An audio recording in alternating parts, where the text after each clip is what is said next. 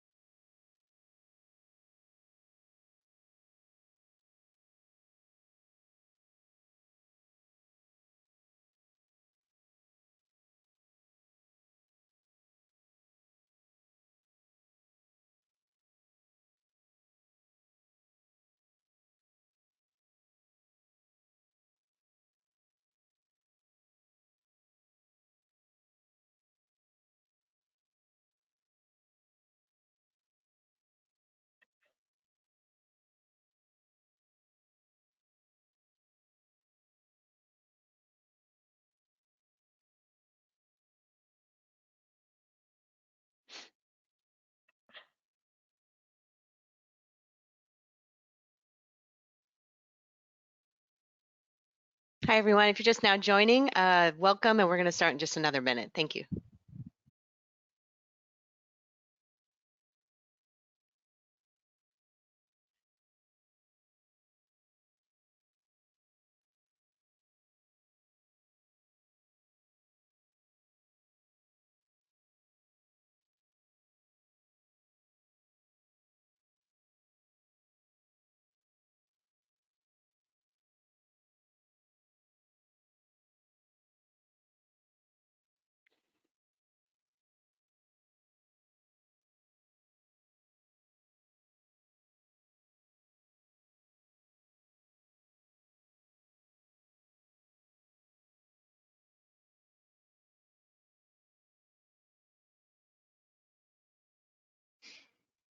Well, good morning, everyone. Welcome to the Focus General Plan Update for National City webinar. My name is Tara Lake, and I'm going to kick it over to Carlos Aguirre to start us off. Thank you. Thanks, Tara. Hi, everyone. Welcome to the third of 4 webinars on the 2020 Focus General Plan Update for the City of National City. My name is Carlos Aguirre, and I'm the Director of the National City Housing Authority. The purpose of these webinars is to provide the public with an opportunity to learn more about National City's Focus General Plan Update and ask questions on what is being covered through that update. Because the general plan is the guiding document for the city to prepare for future growth, public participation is invaluable, and we are glad that you're able to take the time to participate. Please help us by informing your neighbors, specifically for the last webinar, which will be fully in Spanish on September 9th from 6 to 7:30. And by completing the survey that's found on National City's website, we will list the website on the presentation. The website is nationalcityca.gov/FGPU. At this time, I'd like to reintroduce Tara Lake. Tara is a lead project manager with WSP, a leading consulting firm focused on building resilient and sustainable communities. Again, thank you for participating, and we look forward to having your questions during the seminar. Tara? Great, thank you. So we're very happy for you guys to be here today. Thank you for taking the time out of your Saturday morning. It really does make a difference. We need to get your input. You know your city best. So I'm just going to go over for the agenda for today. We're going to do quick introductions and webinar housekeeping, and then I'll go over a project overview and then talk about the housing and land use elements, the transportation element, the safety element, the climate action plan, and then we'll do a wrap up. So to introduce the WSP staff, myself, Tara Lake, I'm the project manager for this general plan update, focus general plan update. We have Seth Torma. He is leading the transportation element. And we have Stephanie Whitmore. She is leading the EIR as well as the climate action plan. And we have Ryan Whipple. He is helping out on the transportation element. He'll also be moderating our Q&A today, and he is a National City resident. And there's lots of staff that are helping out on this project, but I was just wanted to introduce all the lead staff. You already met Carl Sagiri. We also have Martin Reeder, Ray Pay, Angelita Palma, Myra Martinez, Robert Yano, and Jose Lopez. So we are going to do Q&A throughout the webinar. After each section, there'll be a Q&A time.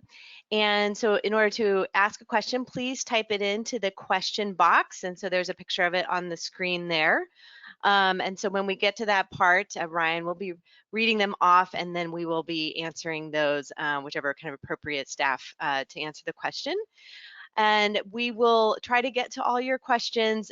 We do want to keep the webinar to an hour and a half. And so if there are more questions than time allows, we will be answering those in written form and posting them to the website. So all of the questions, the Q&A will be on the website afterwards, but we will try to get to all your questions today. But if not, we will get to them later.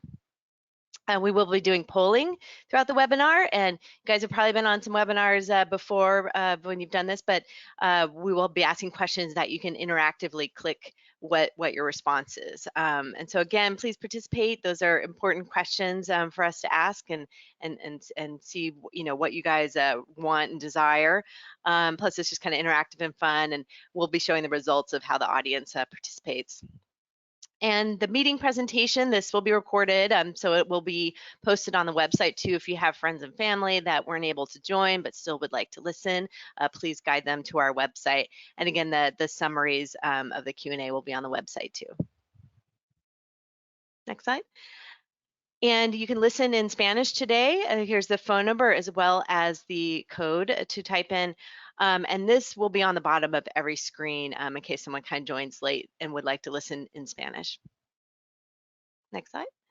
And there are more opportunities to engage in Spanish. We're going to have a Spanish webinar on Wednesday, September 9th from 6 to 7:30. The slides will be in Spanish and the presentation will be given fully in Spanish. We also have office hours in Spanish. Those are Thursday, September 10th from 5 to 6. And we have a survey online right now, which I'll talk a little bit more about later, but that is in both English and Spanish. Next slide. Great, so I'm going to get on to the project overview. So what is a general plan? Well, it's basically a guiding document, blueprint for the city's growth into the future. This is required by the state of California. It requires that all cities prepare a general plan. And your existing general plan was created in 2011. And so we are updating just a few of the elements, and that is to address the new state legislation related to housing and land use and transportation, safety and climate change. We want to reflect all those planning efforts that's been happening lately in National City. The staff and others, and you guys have been busy at a lot of other planning efforts, so we want to make sure that these are up to date with those planning efforts. And of course, we need to address, changing context and forecasted future growth. Next slide.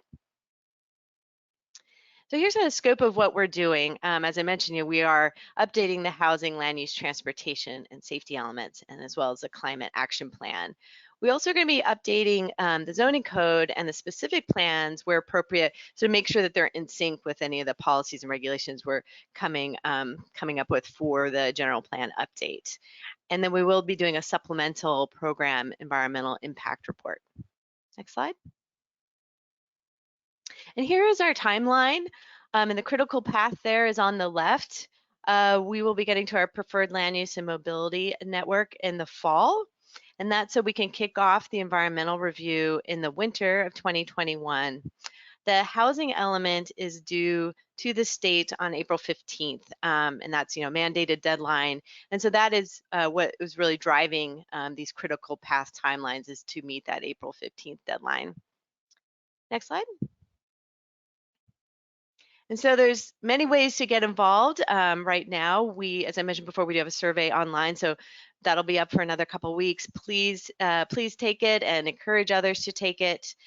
We are holding these 4 webinars. We will be holding more webinars in the fall as well. And we are conducting office hours. You can call us anytime during business hours and talk to Carlos or myself or Martin.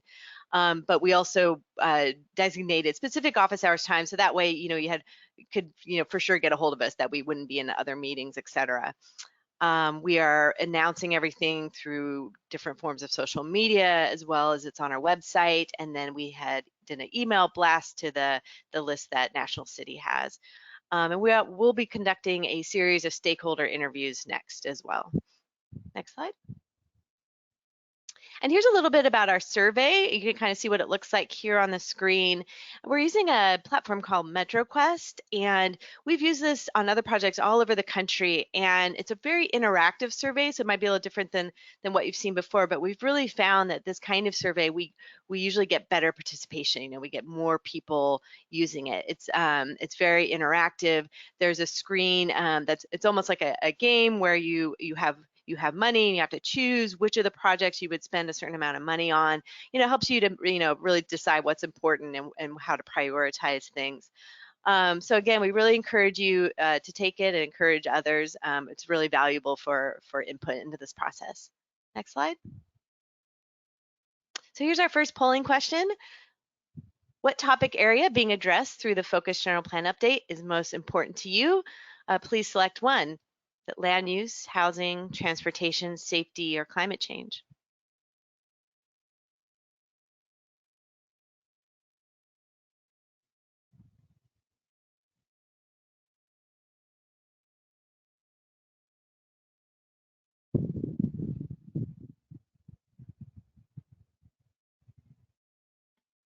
And it'll just take a minute or so to get the results.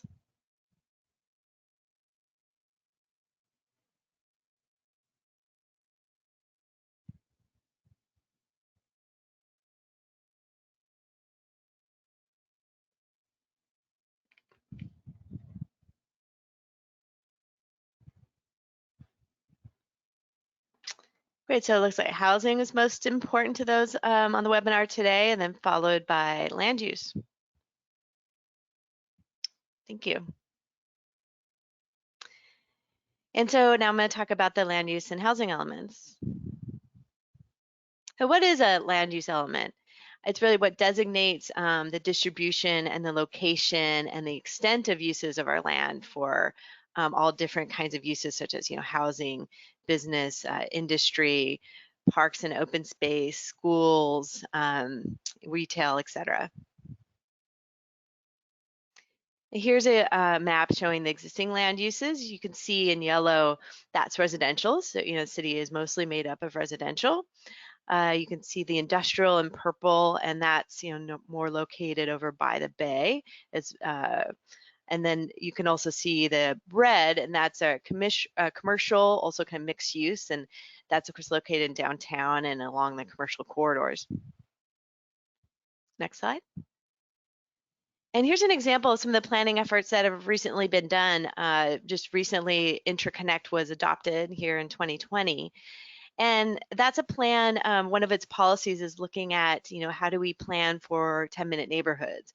And what that means is, kind of all throughout the city in the various neighborhoods, that it really, would be very advantageous if that your daily kind of trips could be walkable or bikeable.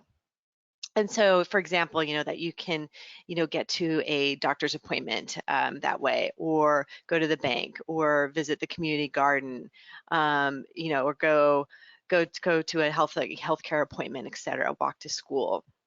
And so that's an example of how land use policy can really help shape and form our city. Next slide.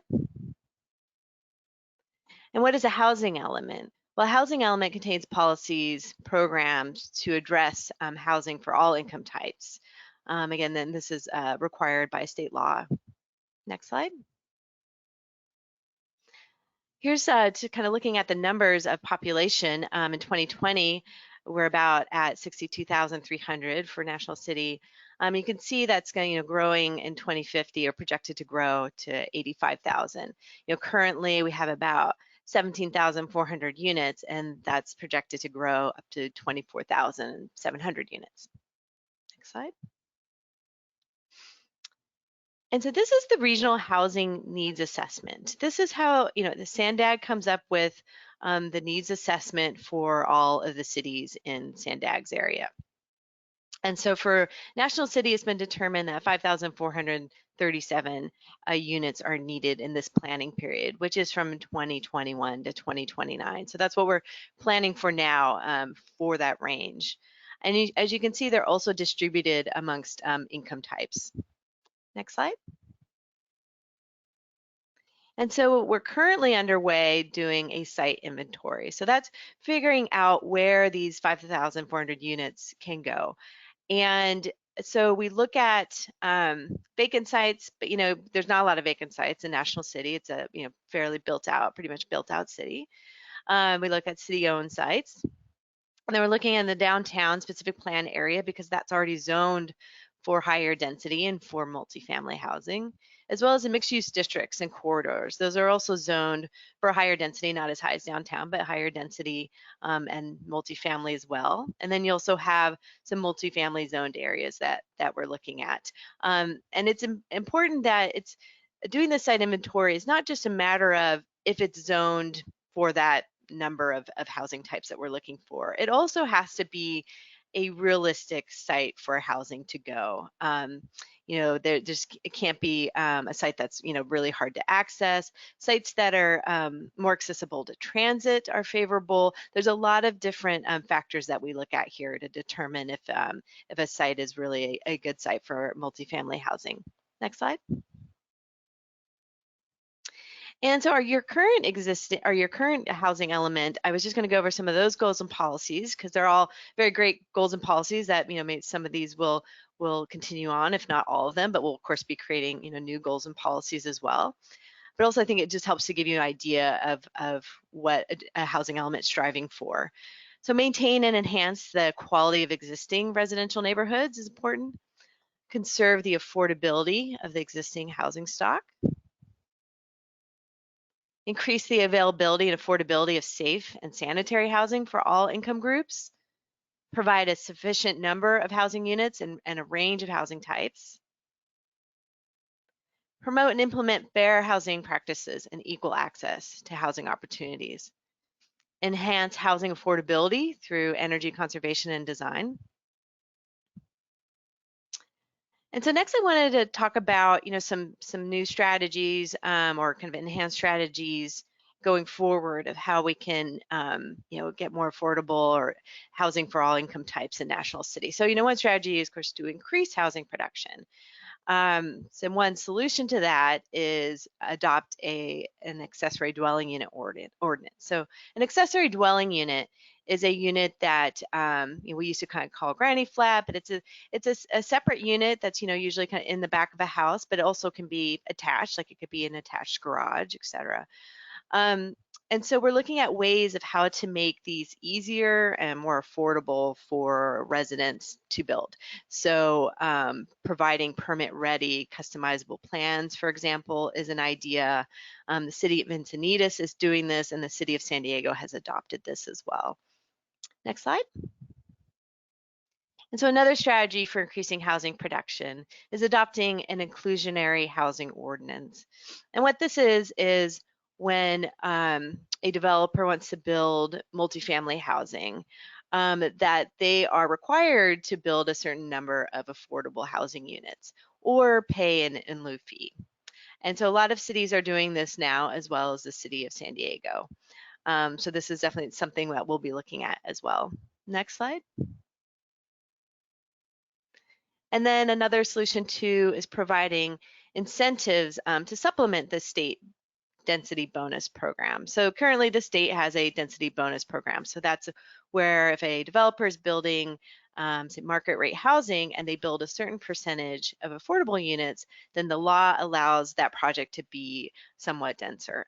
So we could also provide other incentives to the developer to kind of enhance this program and make it, even uh, make the project even pencil out even better, and they can pass that on to the cost of the unit, make the units more affordable overall. Next slide. And another strategy is to reduce development cost. And so one way to do this is develop objective design standards. And those are meant to be, so currently most cities have what they call design guidelines. And those are guidelines that, a project should abide by, but they're discretionary. Usually the staff as well as planning commission and city council have discretion over which kind of guidelines make sense for a project to use. But the objective design standards are required. It's a design standard that all projects, depending on the type and how it fits in, have to abide by. But what this does is that allows that project then to not have to go what we call the entitlement process, which is meaning going through that higher level of review through planning commission and city council. So that allows a developer to have more certainty in a project. It allows a project to move faster and not have to go through as much discretionary review. But yet the public and the staff and everyone still have that certainty that they're meeting these objective design standards. So that's the compromise. And so that's something we can be looking at for certain projects if they meet certain parameters. Next slide. And another strategy in reducing development costs is reducing the amount of parking required. Now, of course, we wouldn't want to do this if the result then is that the parking then people park in the neighborhood next door, and then reduce that amount of parking available for a neighborhood right adjacent to a new building. We don't want that to happen. But in instances where a new development is coming up right next to the trolley. Hacer es desarrollarlos de tal manera. Oops. I think we're hearing somebody on the line. If you can mute, please. Thank you. And so we're looking at reducing parking requirements where, if it's accessible to transit, if there's other design guidelines or different standards in place that really would kind of reduce someone's dependency on a car. So it's something to look at. This is worked in other cities. We are always hearing from developers that the cost of structured parking is extremely high, and it really does impact what the overall price of the project is. So if they can reduce some of that, then they can make those units more affordable. The next slide. Para And Suchi, I don't know if there's a way you can check on the mute, si hay and you alguna can manera de estar revisando. and you can mute them yourself. Can check if all the participants are on mute, please? Thank you.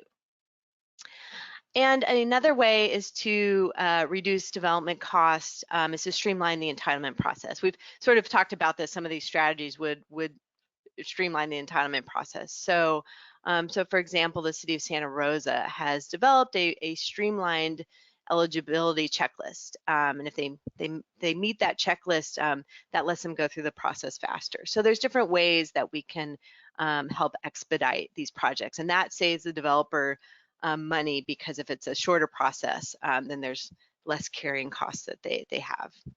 Next slide. And another strategy is to support homeowners and renters. Continue programs that provide support for homeowners and renters, such as tenant-based rental assistance, down payment assistance, landlord-tenant counseling programs, and a housing rehabilitation and repair. Next slide. And another polling question. So to accommodate the city's housing need, where would you prioritize housing production? Please choose all that apply.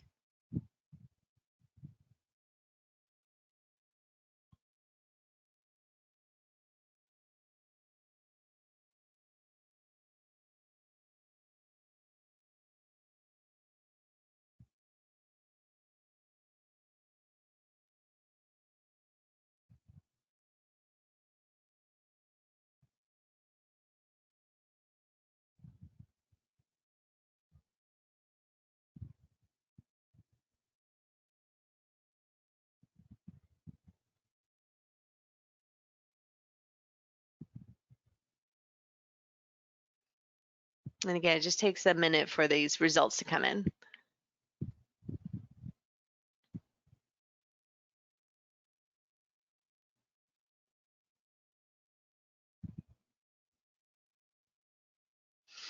All right, we have 100% for downtown National City.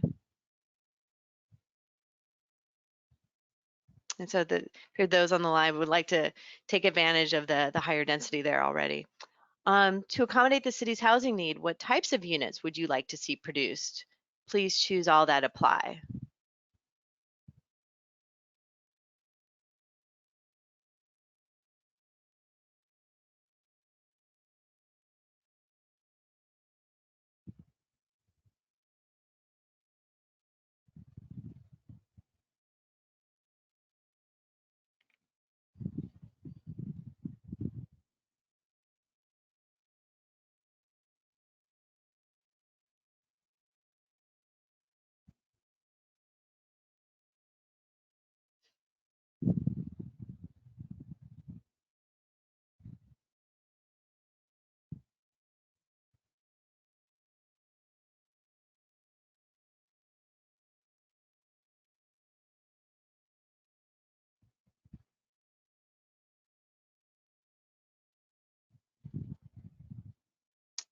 All right, and we have, because this is you could choose more than one, we have 100% for ADU and 67% for low medium density, up to 3 stories.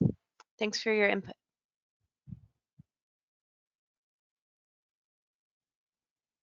Okay, so now we're on to the Q&A portion for this section. Again, there'll be other portions of Q&A after the other section. So Brian, do we have any questions? Hey, Tara. Currently, we do not have any questions. For everyone who's attending the session, again, if you'd like to pose any questions to our team here, feel free to go ahead and write your question in the chat box, and we'll go ahead and respond to that. Okay, so, great. Well, yeah. Great, thank you, Ryan. So if we don't have any Q&A at this time, there'll be more chances to ask questions. Let's move on then. Next slide. And so now I'll turn it over to Seth to talk about the transportation element.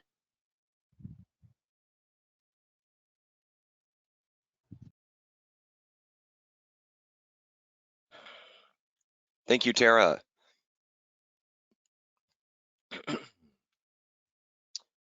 National City has a rich history of transportation firsts in the region, including the first electric railcar line seen here, the first light rail line in the nation, the Trolley Blue Line, and with the development of the 805 and the I-5 corridors, National City gained regional access to other places in San Diego. But at the same time, the communities within national cities were bisected. So what is a transportation element? The transportation element is the blueprint document that really guides the future decision-making processes of the city with respect to transportation. And it includes not just a focus on vehicles, but it includes a focus on all modes of transportation travel, pedestrian modes, bicyclists, public transit, vehicles, goods movement, and new mobility and other policies. And we'll talk about a little bit more about what new mobility means in a moment.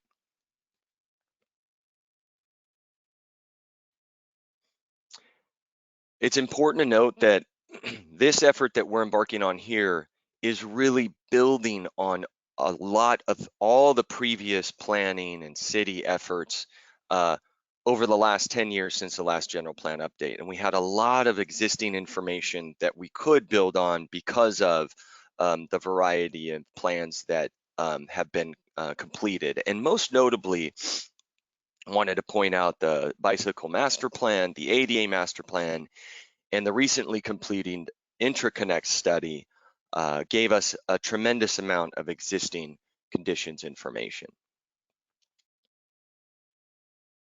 And as part of that existing conditions work, we're documenting where sidewalks are missing, which are shown here in purple and pink, and where sidewalks have recently been completed in the city, shown here in green.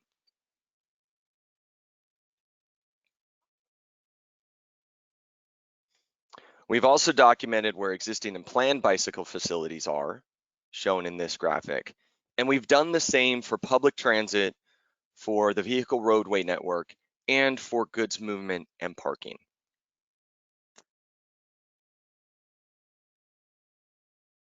As part of that existing conditions work, and we'll show this a little bit later, we're going to look for other feedback from the community to help us really develop a comprehensive understanding of existing conditions. Now, what drives the transportation element is really driven by these 4 key features here, and we'll explain each in a little bit more detail. The first one is safety and reliability. A safe transportation network is key to community well-being.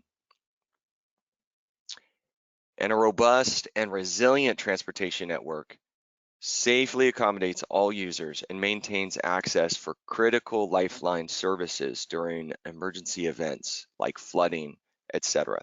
So these are key features that and themes that we look at throughout the development of the plan. Another key driver of the plan is economic development. Transportation network plays a key role in connecting people with goods and services they need. An effective transportation network is vital to driving economic development. And as part of this plan, we will focus on what transportation policies and plans can support National City's economic growth.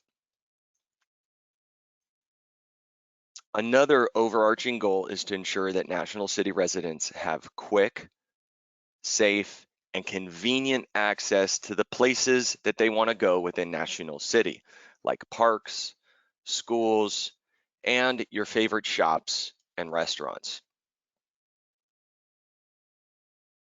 And then finally, there have been many recent advances in transportation technology, and I'm sure you've seen some of these technologies like electric bikes and scooters, neighborhood electric vehicles, and things that are a little less noticeable but are still there, like more sophisticated signal timing, etc.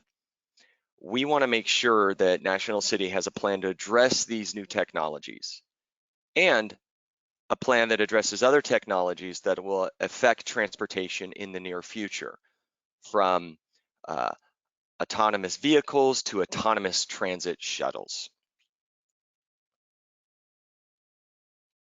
So to help us understand and build a better transportation element for National City, we need to hear from you. So we have a few polling questions. And that first polling question is, what types of transportation do you generally use? Choose all of the above that apply.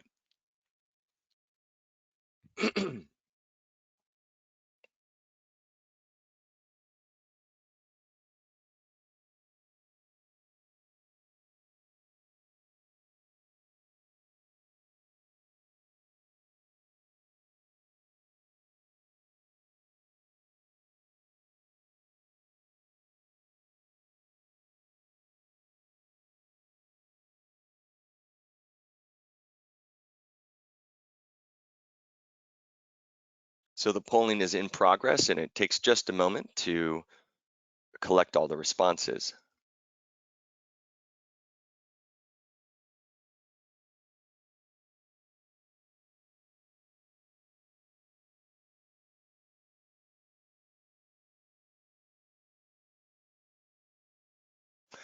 Okay, so in this group, we can see that the private automobile is the most prevalent form of transportation that you use, followed by walking, and then biking and rideshare, and last is public transportation. The next question is, what influences the type of transportation that you choose? And then choose all that apply here.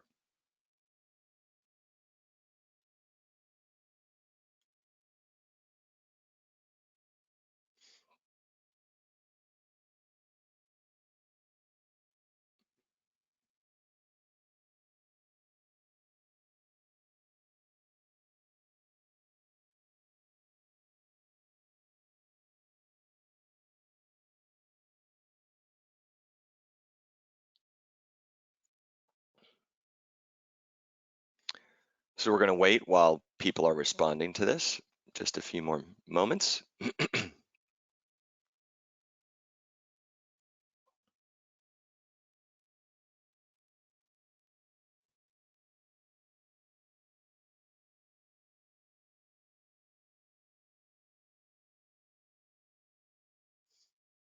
Okay, so the most important influencers of the type of transportation you choose are time and availability and access, followed by safety, cleanliness, and finally cost. The next question is, what type of transportation improvements would you like this plan to focus on? And again, choose all that apply.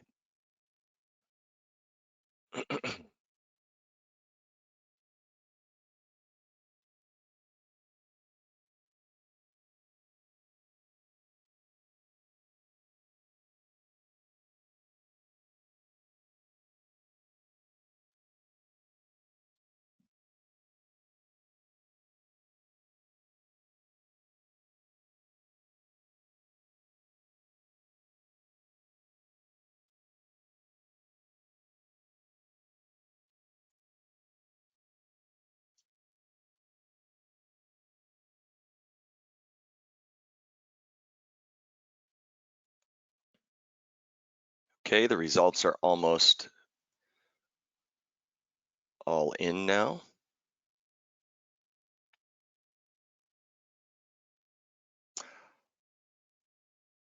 And so you would like this plan to focus on pedestrian, automobile, and streetscape beautification in number one, but also their support for bicycling and public transportation focus and improvements as well.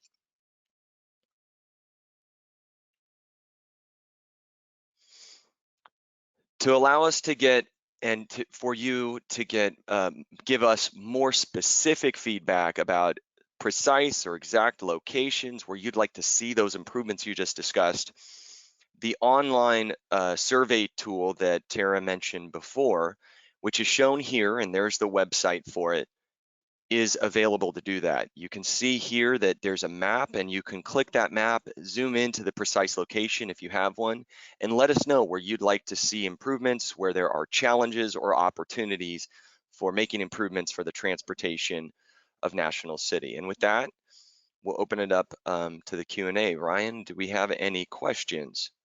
Yeah, we got some questions both on the previous section as well as for this transportation element. So the first question that I've got here is, our schedule shows existing conditions analysis being completed in spring 2020. Will this analysis be shared with the public for their input or review? Please explain. So we are sharing existing conditions analysis with the public right now. That's what we're doing here today and what we've been doing throughout the week.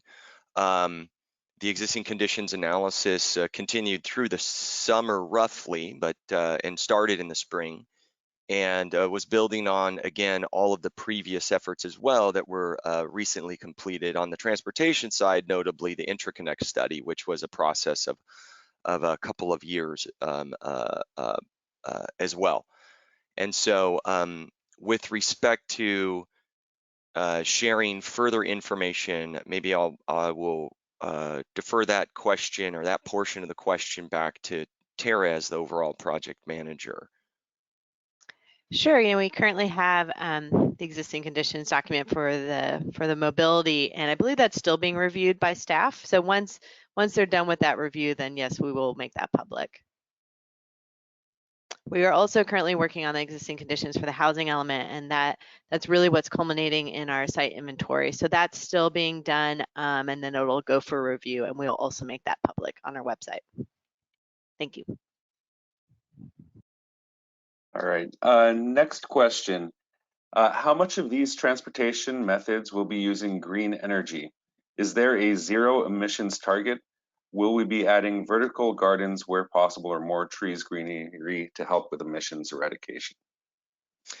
Those are great questions. And I think part of the answer to that question is really going to be highlighted next in one of the upcoming sections related to the climate action plan that Stephanie's going to be talking about. But the answer is indeed, we're going to be looking at transportation holistically because as part of this effort, this general plan update, both climate action planning, which includes a reduction of greenhouse gas emissions goals, is going to be considered. And so we certainly are considering those items as we develop the transportation element, and we're working together as a team to make sure that we're achieving those goals that Stephanie will talk about further. Related to green energy, that is also included in those goals. Thank you, Seth. Next question, will the city project team be circulating a draft public outreach plan for public comment that will, for example, discuss what the project description objectives are, what the detailed scope work timeline is, when community members can participate, description as to how this project is trying to connect the dots on prior ongoing planning efforts? I'm going to defer that question to the overall project manager, Tara. Sure, we do have a community outreach plan, and I think we can put that on the website. Let's see what the rest of the question, how this project is trying to connect the dots on prior ongoing planning efforts. I mean, I think that's what we've been talking about throughout this webinar, is that we are definitely using all that work that has been previously done, and that's informing this process. So I think you'll see that in our existing conditions. We're certainly willing to talk to you about how we are using all the prior work in our work going forward. Thank you. The last question that I've got here is, will there be a consolidated existing conditions analysis that will be comprehensively pulled together and presented to the community for their feedback, or is the intent to provide it in piecemeal fashion? Well, Tara, do you want to take that question again? Yeah, I mean, these elements are different from each other, so they do have a different kind of existing conditions, methodology. So they will be separate documents, but you can review them all. And maybe just to add to that, though, I think one of the critical features, and you can see here the three key leads today are all discussing, is that it is critical that all of these elements work together, and that's why these particular portions of the project are being done in concert with one another. And rest assured that this team is coordinating quite frequently to ensure that the plans and policies related to each of those elements are supporting each other. Yeah, thanks for that, Seth. And it is one environmental document. So this isn't a piecemeal process. It's just the existing conditions for, land use versus transportation versus housing. They will just be in separate documents, but it's all working together, and we're doing this all together so that they all inform each other. Thank you, guys. We did get a couple more questions in. Does the city have a cap on population growth?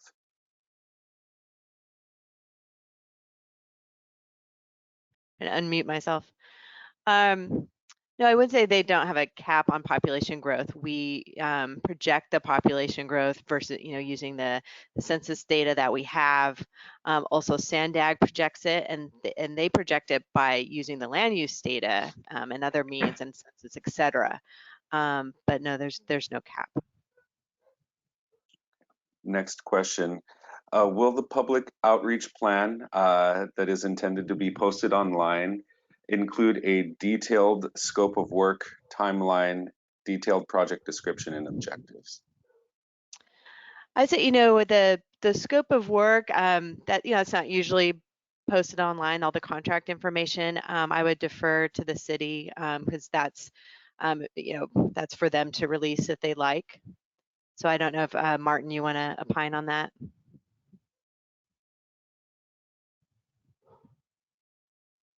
Yeah, good morning. Yeah, that's we did get that question earlier. We'll respond. I think we'll respond to that question offline if that's all right. And maybe to add big picture to it, that the general process of what we're walking through in a manner that you've seen here today in terms of how you develop the overall general plan update is certainly a part of the online information in order to inform the community about this overall process and how you walk through that process together so that we can ensure that the community understands what the city is doing as best as possible. So that that's not necessarily a specific question, but I wanted to make sure that that was clear. All right, that's all the questions that we have at this time. So I'm going to go ahead and defer back over to Tara. Great, thank you. So now we'll turn to the safety element, and Stephanie will speak on this. Great, thank you, Tara. So good morning, everyone. The safety element will be part of the Focus General Plan update as well. We'll be taking a fresh look at the 2011 adopted safety element and updating relevant pieces. The safety element update is required in conjunction with the housing element update. So generally speaking, what's in the safety element today and what will be in the safety element moving forward. The safety element generally addresses public safety concerns associated with both natural and man-made hazards. The safety element includes a series of maps that illustrate the geographic extent of those hazards within the city relative to existing conditions. And it also includes a set of policies that serve to address risks associated with safety concerns. Next slide. So the safety element update is driven in part by several pieces of state legislation that have occurred since the last general plan update. The main driver of or focus of this safety element update will be adding a new section relative to climate change, adaptation, and resiliency issues, which was not previously required as part of the safety element by the state. You can see the contents of the safety element are listed on the slide, and they're fairly consistent with what is in the 2011 safety element. The element will continue to require hazard mitigation information, seismic and geologic hazards that include earthquake faults and specific types of soil conditions. We'll continue to look at different flood hazards associated with stormwater, flooding events, and inundation from dams. We'll continue to look at fire and emergency services and response, and also disaster preparedness. The element includes an overview of hazardous materials conditions within the city. That also includes brownfields, which we'll be talking about more, and military installations as required by the state. And then finally, as I mentioned, there was a new component to the safety element this time around, which does address those risks typically associated with climate change. Next slide. So to give you a preview of the types of information and maps that inform the safety element and the safety element policies, we have an updated exhibit relative to floodplain mapping, for example. So this is an exhibit that shows the new updated floodplains based on FEMA data for 100 and 500-year floodplain conditions. As can be seen, those flooding hazards are located largely around the Sweetwater River, and it shows those floodplain conditions relative to critical facilities within the city, such as hospitals and schools. It's important to have this type of mapping so the city can plan for future critical public facilities in the future relative to those floodplain hazards. Next slide. Similar type of exhibit here. This slide shows the new fire hazard mapping as provided by CAL FIRE relative to wildfire hazards within the city. As you can tell, most of the city is built out and therefore fire hazard within the city limits is very low. However, as can be seen, there is substantially greater fire hazard directly to the east in the unincorporated county areas. So again, this is used as a planning tool for the city. Next slide. The next issue that we'll be talking about is emergency response and preparedness. The city will be coordinating with relevant departments within the city and other stakeholder agencies to evaluate response times for both fire and police 911 calls. So we've received some new information from the fire department and police department already in terms of their average response times, which can be seen on the slide. About 6.5 minutes for the fire department 911 response, and about 5 minutes, just a little bit over, for police department response for emergency calls. The safety element will address any changes in response times associated with any changes that may occur relative to land use or circulation within the city, and how those changes could affect emergency response times. Next slide. This slide addresses brownfields, and I think it's important to understand the constraints and opportunities associated with brownfields in the context of looking at both the housing element and the land use element. First of all, in case you're not aware, brownfields are properties that are present within the city. They can be developed or vacant parcels that are impacted by the presence of hazardous materials associated with past use. That can include things like gas station sites with underground storage tanks that may have resulted in contamination. There's a perception and a reality that brownfields can have liability issues associated with the past use, and also a substantial cost potentially associated with the remediation. That being said, brownfields do pose a great opportunity because they typically are underutilized sites, and in a city that is largely built out, we look to brownfield sites for potential opportunity areas for redevelopment.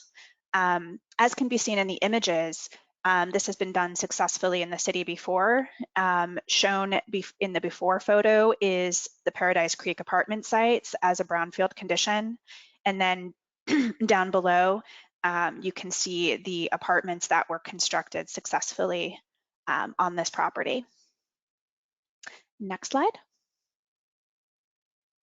Finally, the updated element is going to include the new section that I previously mentioned that surrounds climate adaptation and resiliency issues in the city. Climate change poses a spectrum of risks to communities, as we're mostly aware. However, not all risks affect all cities equally. Specifically within National City, the risks that we're most likely to face include a number of extreme heat days, an increased number of those, and also the frequency and intensity of precipitation that would lead to flooding, and also sea level rise impacts. So the element as updated will include an evaluation as to the geographic extent of these risks and frequency, and we'll be using a tool that was developed by the state of California called CalAdapt, and we'll be looking at different risks based on different future year emission scenarios.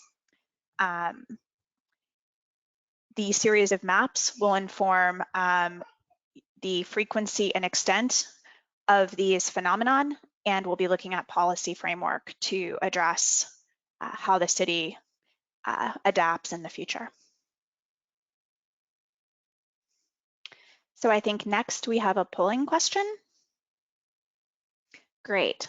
So what safety related issues concern you the most? And feel free to choose all that apply. Natural hazards, both seismic, geologic, and flooding and wildfire, crime or emergency response issues, hazardous materials and brownfields, or climate change adaptation. Please go ahead and select all.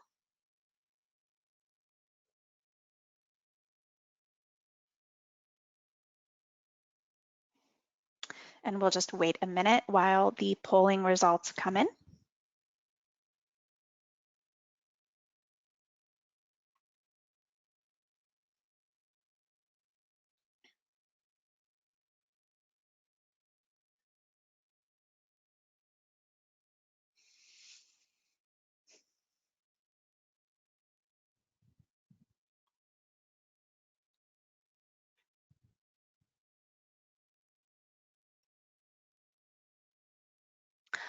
All right, great.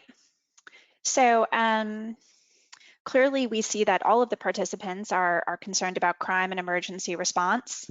And then we have equal concern for natural hazards and climate change risks within the city. Excellent.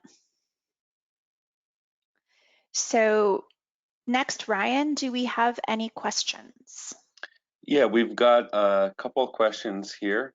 Okay. The first one is, does this safety element include tsunami threat areas?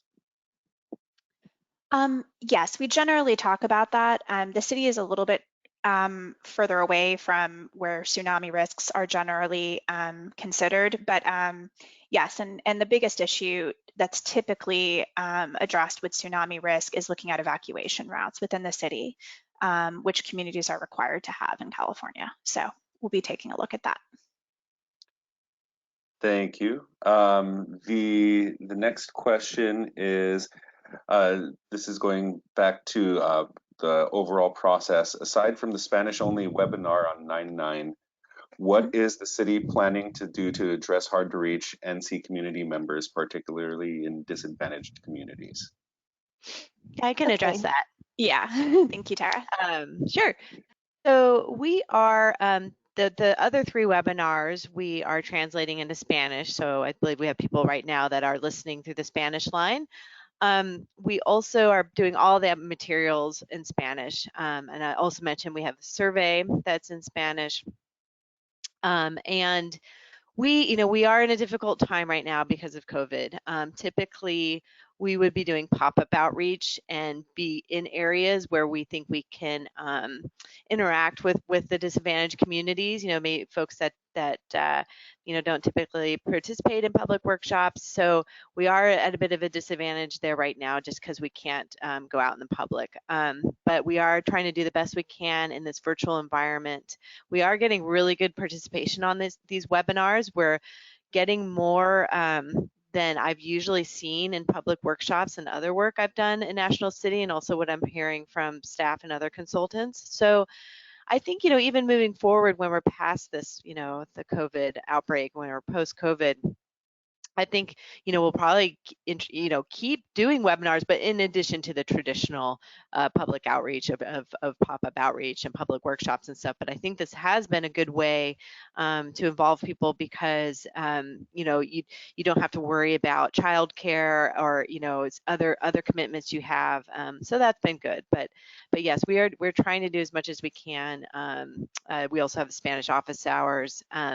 The Spanish webinar, like I said, will be fully in Spanish. It won't be interpreted. It will be fully in Spanish, and all the slides will be in Spanish as well. So I hope that answers the question.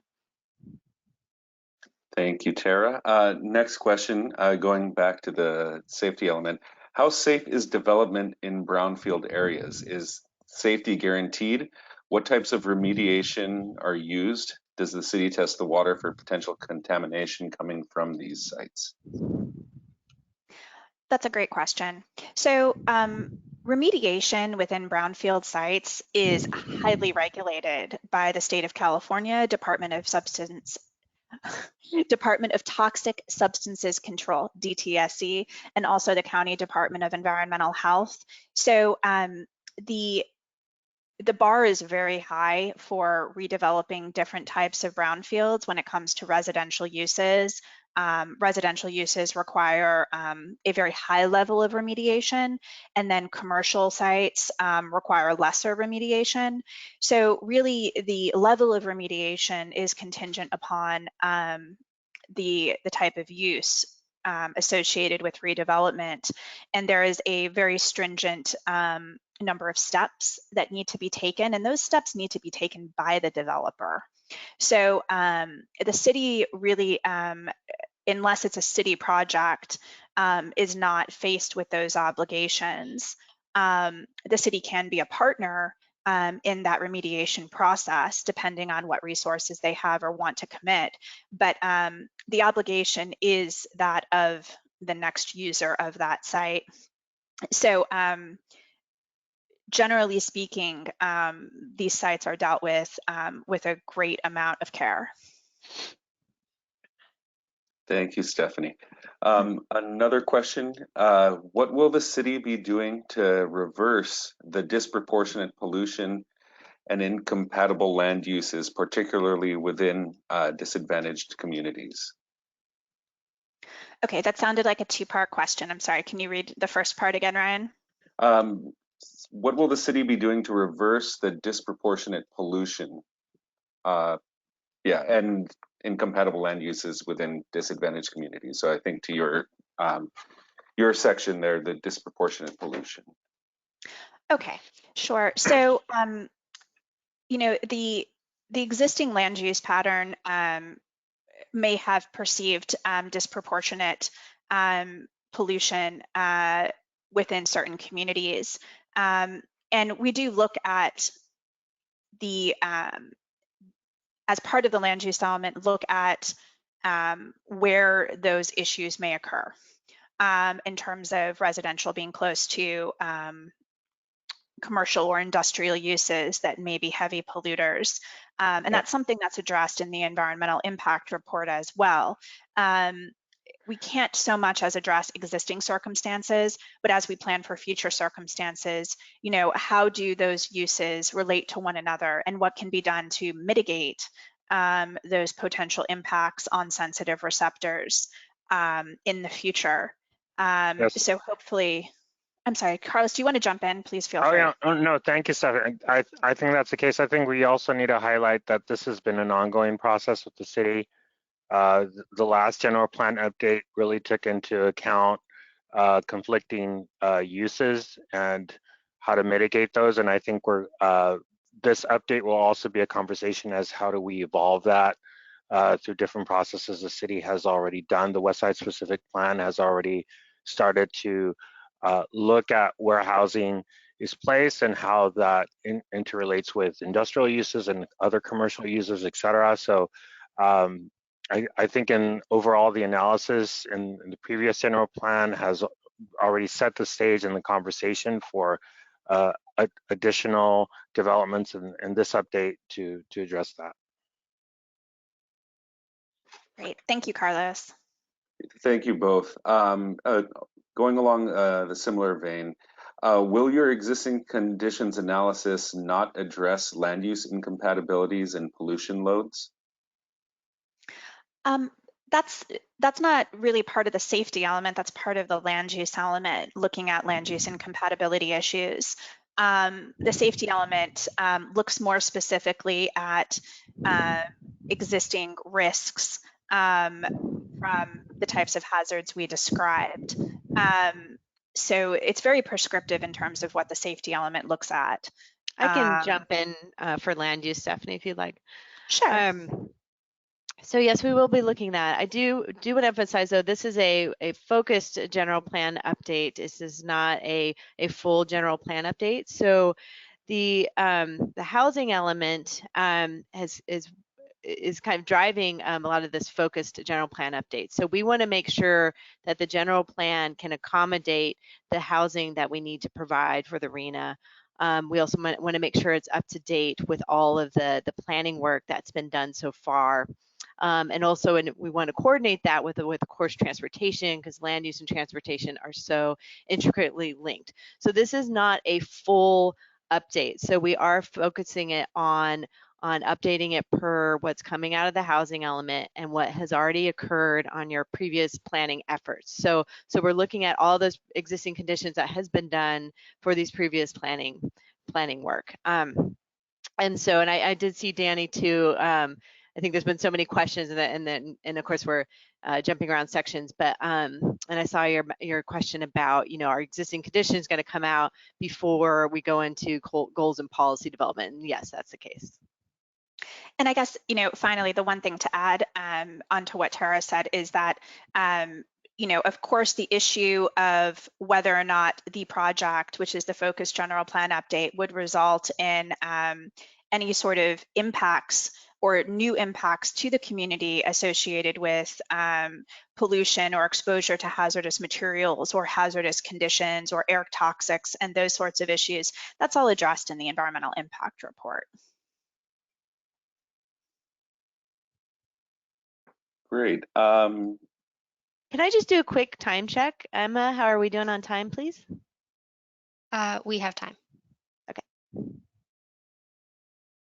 Alrighty. Are there any other questions, Ryan? No. And then just a reminder that any comments that the public is providing, we will be documenting that for both city and staff review and incorporation. So just letting you be all aware. All right, Ryan, there is one more question in the chat box. Please let me know if you can see it. Oh, sorry, it looked like a statement there. It was recently discovered that rainforest canopies produce rain and clean the air. Trees, greenery also lower temperatures around existing constructors. Will this element propose planting, adding a lot more greenery to existing developments to clean the air?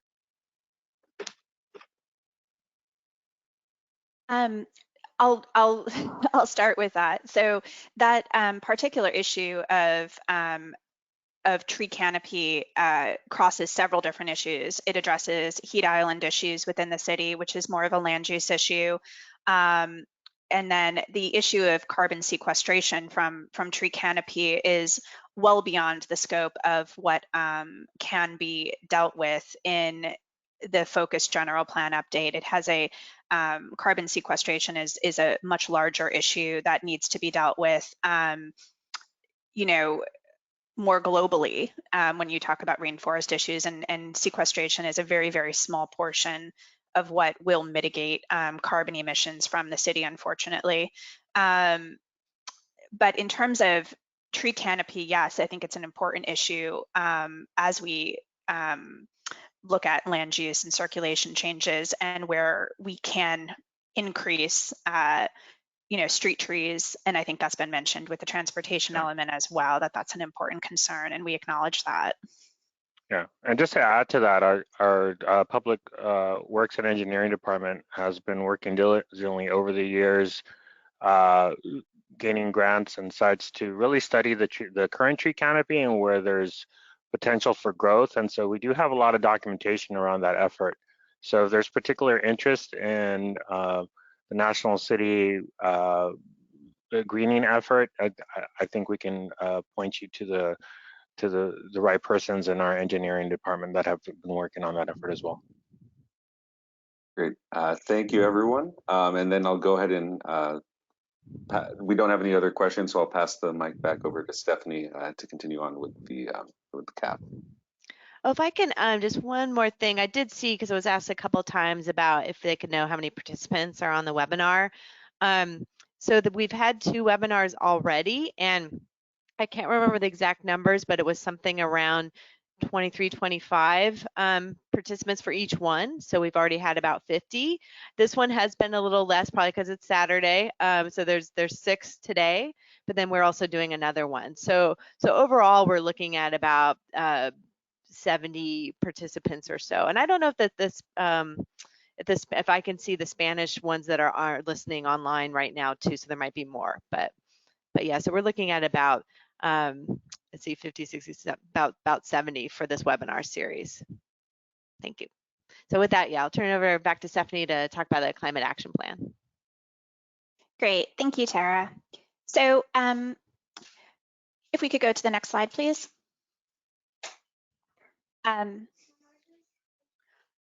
Excuse me for 1 second.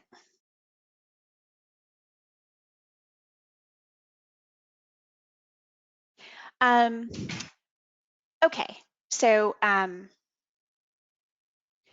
thank you. Just a little refresher about climate change. So I think we all understand that climate change is a widely accepted phenomenon and that the concept is scientifically documented.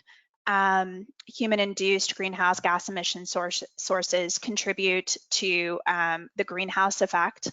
The greenhouse effect is illustrated on this slide, as we can see in the little diagram, where greenhouse gas emissions from anthropogenic sources and natural sources are trapped within the atmosphere.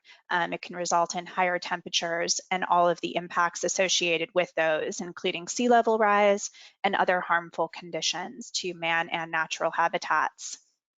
Transportation sources such as vehicle exhaust emissions, and then power generation emissions from power plants and other types of sources are largely responsible for those anthropogenic sources of greenhouse gases.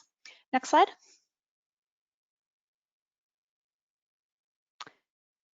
So want to talk a little bit about what the 4 steps are that we take in updating the climate action plan. And again, we'll be working from the 2011 climate action plan that was adopted by the city previously with the last general plan update. So we'll be revisiting first the inventory of greenhouse gas emission sources within the city. Second, we'll be looking at projecting future year emissions under a business as usual scenario that projects emission sources in the city out into the future, and what our target emissions should be with the climate action plan. The next step is to revisit the wealth of measures that were proposed previously for GHG emissions reduction strategies and policies in the general plan that can reduce emissions. And then finally, there is an implementation component that looks at when, where, and how those measures are undertaken. Next slide. So we are right now in the process of updating the greenhouse gas emissions inventory. So unfortunately, I don't have new slides to show you yet. The slide that you see here is taken from the adopted climate action plan, but it gives you an idea of what the inventory will address. It'll take a look at representative sources of GHG emissions within the city and where they're coming from. So in 2005, which is the last baseline inventory for the city, clearly transportation sources are responsible for the overwhelming majority of greenhouse gas emissions, followed next by energy-related sources in the orange piece of the pie. And then solid waste and wastewater and water use, those represent substantially lower sources of greenhouse gas emissions in the city. And we'll be undertaking the same exercise now for this updated climate action plan. Next slide. This slide is also from the adopted CAP, but it shows how emissions are projected to increase in the future. In both 2030 and 2050, we'll be looking at, as can be seen from the 2005 inventory, emission sources really didn't change too much into the future, and I don't know that they're expected to today. Next slide. The next slide discusses greenhouse gas emissions targets. And so target setting is a slightly complicated modeling issue in terms of looking at how the city can reach or help the state reach its emissions targets. And those emissions targets at the state level are largely driven by legislation that's been passed over the last decade and a half within California. And those pieces of legislation set per capita emissions reductions targets for 2030 and 2050. As you can see in the graph, the state did meet its 2020 emissions reductions targets that were set several years back. So now we're looking forward to 2030 and 2050. And largely the Climate Action Plan will attempt to align its targets, hopefully with those state targets. Next slide. Okay, so as I mentioned earlier, there's a whole menu of emissions reduction strategies that are in the adopted CAP, and we'll be revisiting these with the updated CAP to see what's working and what's not working, and to freshen and add strategies as necessary. So the strategies are generally based around the emission sources, and so we have energy-related strategies, transportation and land use related strategies, and then finally solid waste, water, and wastewater reduction strategies. Just to give you an idea of what a strategy may be, for example, we have energy efficiency. So to reduce consumption through energy efficiency measures that can include promoting the use of energy efficiency appliances, adding solar photovoltaic to businesses and residences, and also potentially having the city look at a CCA or a CCE, which looks at combining resources to purchase renewable energy within the city. Transportation and land use, those types of strategies will be inherent in the land use and transportation element updates, and we'll look at ways to encourage new walking, increase the level of walking and biking within the city, and then also ways to encourage reuse or reduction of materials within the city, including recycling and composting. Next slide. So what's next? You know, global warming is a worldwide issue and it can seem overwhelming to tackle at the local level. However, there is really much that can be done by both the community at large and by individuals within the community to reduce their carbon footprints. And so really a lot of climate action plan implementation is done at a very grassroots level. It's done by choices that we make every day to walk instead of drive or take the bus, and also to choose to use less energy within our homes and within our businesses. And so really climate action plan implementation is something that we can all participate in. So with that, I believe we have a polling question.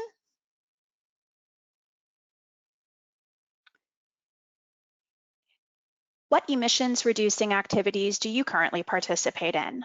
And please choose all that apply. That includes using alternative transportation, such as riding transit or biking to work, composting, using solar or energy efficient appliances, landscaping with drought tolerant plants, or other types of things.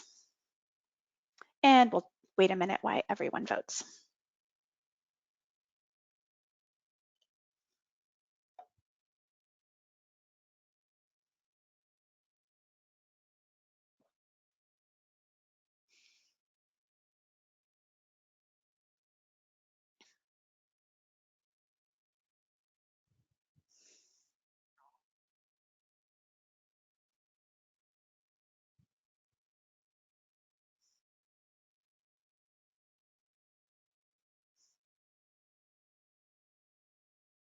Okay, let's see. It looks like there is a great amount of participation in many of these, including landscaping with drought tolerant plants and using energy efficiency appliances or solar. Excellent. Glad to see there's such a high number of people participating in these types of activities. I think we have one more polling question. Thank you. What strategies would you like to see National City implement to reduce emissions? And again, feel free to choose all that apply. So to increase opportunities for other modes of transportation, to pursue incentives for financing renewable energy projects, increasing recycling and composting initiatives within the city, or pursuing community choice energy. And please feel to choose all that apply. Thank you.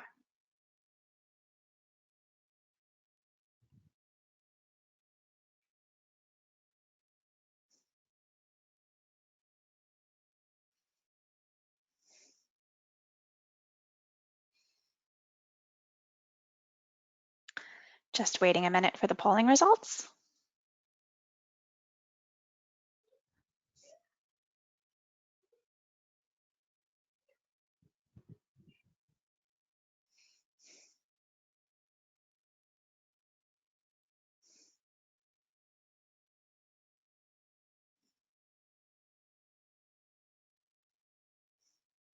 All right, great. Well, there's a lot of enthusiasm for almost all of the different emissions reduction strategies that we have up here. Clearly with renewable energy projects being the most popular, but everything else is close behind. So thank you for that. And I think, Ryan, we'll go now to questions. Yeah, so we've got a couple multi-part questions, so I'm just going to ask each individual part one at a time to help you out there. The first one here is how will climate equity disadvantaged communities be incorporated into this CAP update? Well, I think the issue of incorporating disadvantaged communities is a general plan question in general. So we'll be I think Tara's mentioned several times that, outreach right now is difficult, but we are doing our best to reach out to all disadvantaged communities relative to all general plan issues. So I hope that answers the question. Thank you. Next one, what is your timeline to get the emissions inventory done so that it can be used to inform policies to address the gap between existing CAP targets and new CAP targets? Well, we're trying to get through the inventory here as quickly as possible. We've been working on it. It does require coordination with a lot of different entities over which the city doesn't have direct control. So we are coordinating with those groups now, and we're waiting for just a few last pieces of information. So I'm hoping we'll have the inventory completed here within the next couple of weeks. Perfect, thank you, Stephanie. Is the intention to get the Focus General Plan update and the CAP update done at the same time? Yeah, the CAP is moving forward concurrent with the general plan elements as if it were a general plan element update. It'll be captured in the programmatic supplemental environmental impact report that we'll be preparing. So it's all moving along concurrently. Is community choice aggregation something that might be considered for the CAP update? I believe it's on the table. I don't know if Carlos wants to speak to that. I believe the city has had discussions about it up to this point. Carlos? I think you're on mute.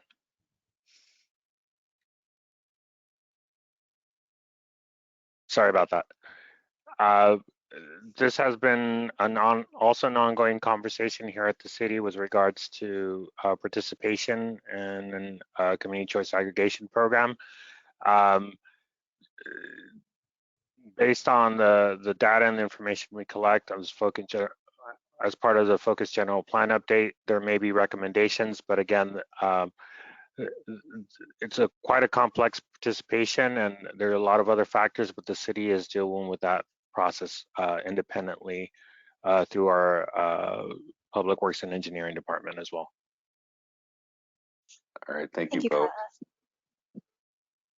It looks like we've got time for, I believe, one more question. What about community education regarding community efforts and responsibility to reduce pollution and global warming? I think there is currently widespread apathy due to a lack of knowledge. I wouldn't disagree with you. I know that in the last update to the climate action plan and general plan update that I worked on many years ago, education was a huge component, and it's still a large component of what municipalities can do in order to reduce emissions. Unless there are outright like regulations, you know, the route of getting at the incentives is to first educate, of course. If people don't know that certain types of programs exist or that there's a problem that they need to even begin to solve, it's very difficult to advance climate action. And I think part of the discussion on the last slide went to that notion. So again, I would hope that education would be a large part of what drives climate action plan implementation moving forward. Great, thank you, Stephanie. So with that, I'll go ahead and turn the presentation back over to Tara. Great, thanks everybody. So next slide, please. So we thank you again for taking your Saturday morning to help us with this community plan update. And there are lots of ways to continue to participate and to review. This is an ongoing process.